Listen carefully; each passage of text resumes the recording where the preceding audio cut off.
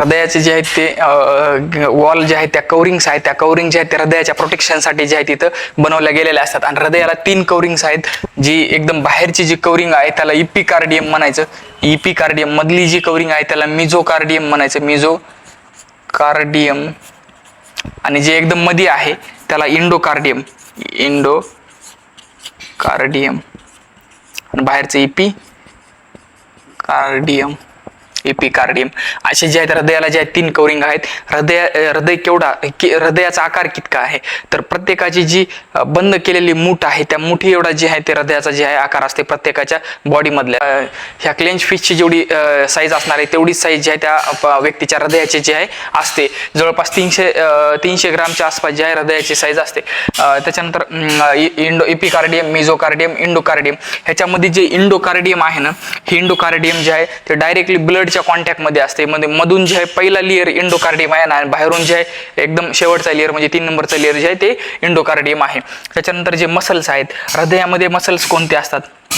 आता नॉर्मली आपण एखाद्या वेळेस चलताना काही व्यक्तींना असं म्हणजे एकदम चढतीच्या जागेवर चढताना दम लागतो का, त्याच्यामध्ये त्याचा श्वास फुलतो, कारण की आणि पायाला फटीक सुद्धा येतो. फटीक येण्याचं कारण म्हणजे लॅक्टिक ऍसिडचं फॉर्मेशन आहे. लॅक्टिक ऍसिडचं फॉर्मेशन काय होतंय तर अनएरोबिक रेस्पिरेशनमुळे. मग आता मला सांगा, हे जे मसल्स आहेत हृदयाचे हे कंटिन्यूअस काम करत असतात. हे काय आपल्या मनानं आपण समजा थांबा म्हणलं तर हे काय थांबू शकत नाहीत, काय नाही. हे जे आहेत इनव्हॉलंटरी मसल्स आहेत. इनव्हॉलंटरी म्हणजे ते त्याच्या स्वतःच्या ऍक्टिव्हिटी स्वतः जे आहे ते करत असतात, आपल्या मनावर जे आहे ऍक्टिव्हिटी करत नसतात. त्यांना इनव्हॉलंटरी असं म्हणलं जाते. हृदयाचे मसल जे आहेत ते इनव्हॉलंटरी आहेत. मग हे असे कोणत्या प्रकारचे मसल्स आहेत जे की बाबा यांना दमही लागत नाही, यांच्यामध्ये लॅक्टिक ऍसिडचं फॉर्मेशन होत नाही, यांच्यामध्ये आपण म्हणतो फटीक सुद्धा निर्माण होत नाही. मग असं काहीतरी स्पेशल प्रकारचे मसल जे आहेत ते हे आहेत. आणि ह्यांना जे आहेत ह्यांना आपण स्ट्रायटेड मसल्स म्हणतो. स्ट्रायटेड मसल्स, स्ट्रायशन्स जे आहेत ह्या मसल्सवर जे आहे ते प्रेझेंट असतात. म्हणजे थोडे थोडे आपण म्हणू शकतो पट्ट्या असतात ह्याच्यावर प्रेझेंट. आणि ह्याच्यामध्ये जे आहे ह्या मसल्समध्येच एक डिस्क प्रेझेंट असते, इंटरकॅलेटेड डिस्क.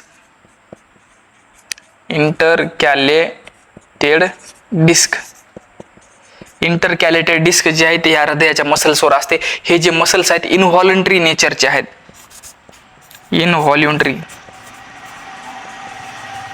इनव्हॉलंटरी नेचरचे जे आहेत.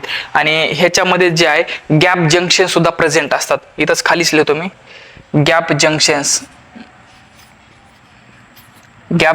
जे आहेत हे प्रेझेंट असतात. गॅप जंक्शन म्हणजे का, तर एका ठिकाणचा सिग्नल दुसऱ्या मसल म्हणजे अलीकडच्या मसलचा सिग्नल, आता समजा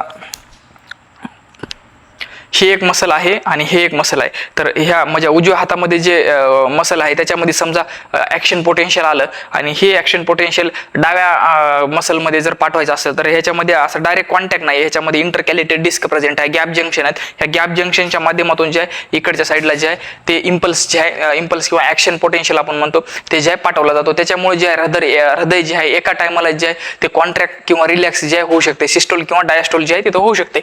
त्याच्यानंतर ह्याची ऍक्टिव्हिटी बघायची आपल्याला. हृदयाची जी ऍक्टिव्हिटी आहे ती जी आहे कशी आहे, व्हॉलंटरी आहे का नाहीये, ती जी आहे इनव्हॉलंटरी आहे.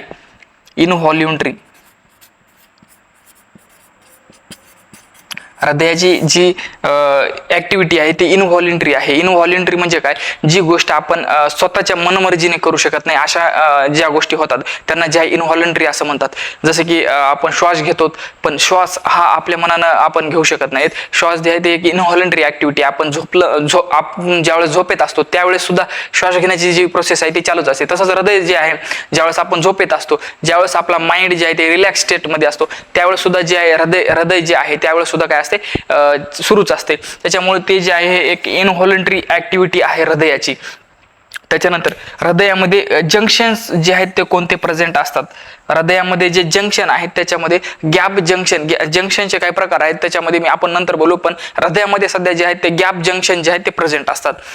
सर्क्युलेशन आता आपण ह्याच्या अगोदरच्या व्हिडिओमध्ये मी तुम्हाला सांगितलं होतं systemic circulation, pulmonary circulation. Systemic circulation म्हणजेच खालच्या बॉडी पार्टला रक्त जाणं, पल्मोनरी सर्क्युलेशन म्हणजेच हृदयामधून वरच्या बॉडी पार्टला फुफ्फुसाकडे जे आहे रक्त जाणं. पण हे हृदयाचं जे सर्क्युलेशन आहे स्वतः हृदयामधूनच रक्त हृदयाकडेच जातं, कारण की हृदयाला सुद्धा काम करायला रक्त पाहिजे, ऑक्सिजन पाहिजे तर त्याच्यासाठी जे आहे ते ब्लड लागणार, कारण की ब्लडमध्येच ऑक्सिजन असते. तर जे हार्टचं जे सर्क्युलेशन आहे त्याला कोरोनरी सर्क्युलेशन असं म्हणतात. खूप महत्वाचं आहे कोरोनरी सर्क्युलेशन.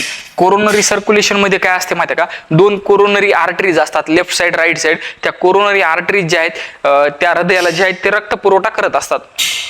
आता त्याच्यानंतर जर पाहिलं तर चेंबर्स, हृदयाला किती चेंबर्स असतात, हृदयाला 2+2 असे 4 चेंबर्स असतात. 2 एट्रिया असतात आणि 2 व्हेंट्रिकल असतात. 2 एट्रिया ज्या असतात. त्याच्यानंतर पेसमेकर कोणाला म्हणतात, पेसमेकर जे आहे सायनो एट्रियल नोड, एस ए नोडला जे आहे ते पेसमेकर म्हणलं जाते. कुठं प्रेझेंट असते एस ए नोड, तर एस ए नोड जे आहे ते right upper corner of right atrium त्या साईडला जे आहे ते प्रेझेंट असते. Right upper corner of right atrium म्हणजेच उजव्या एट्रियमच्या उजव्या साईडला जे आहे वरच्या उजव्या साईडला आणि वरती प्रेझेंट असते. एस ए नोड जे आहे काय, एस ए नोड काय आहे आणि त्याला पेसमेकर का म्हणलं जाते, कारण की ती त्याची जी रक्तपंप करण्याची जी ऍक्टिव्हिटी आहे ती कंटिन्युअसली ती जी सायकल आहे ती सुरू ठेवण्याचं काम कोण करते, एस ए नोड करते. पेसमेकर जे आहे एस ए नोडला म्हणलं जाते. एस ए नोड काय आहे मी तुम्हाला सांगतो. एस ए नोडला म्हणलं जाते पेसमेकर, आणि पेसमेकरमुळे जे आहे हृदयाची जे कॉन्ट्रॅक्टाईल ऍक्टिव्हिटी जी आहे कंटिन्युअसली जी आहे कशी असते चालू असते. तर ह्या गोष्टी झाल्या.